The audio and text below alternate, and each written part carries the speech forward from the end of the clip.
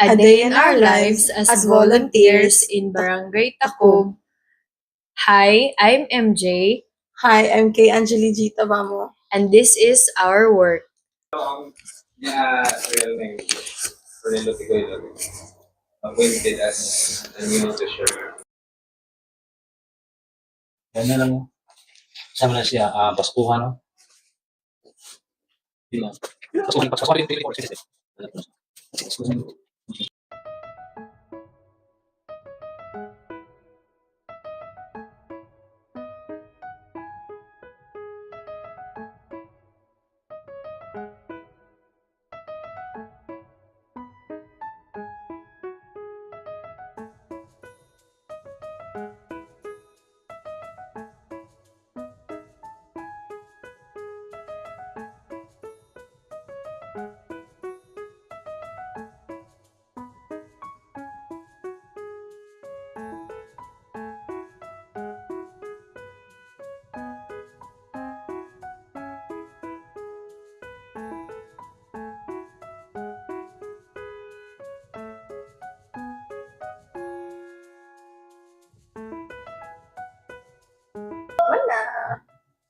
Bagsak ko na.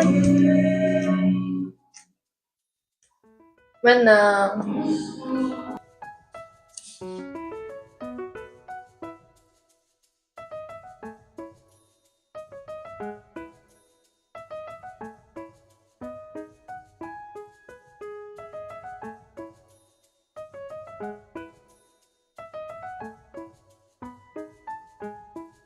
So guys, we are done with our volunteerism activity here in Barangay Tacob as we account their transactions regarding their expenses of Paskuhan and also their reimbursements. And with that, we are also like to thank Kuya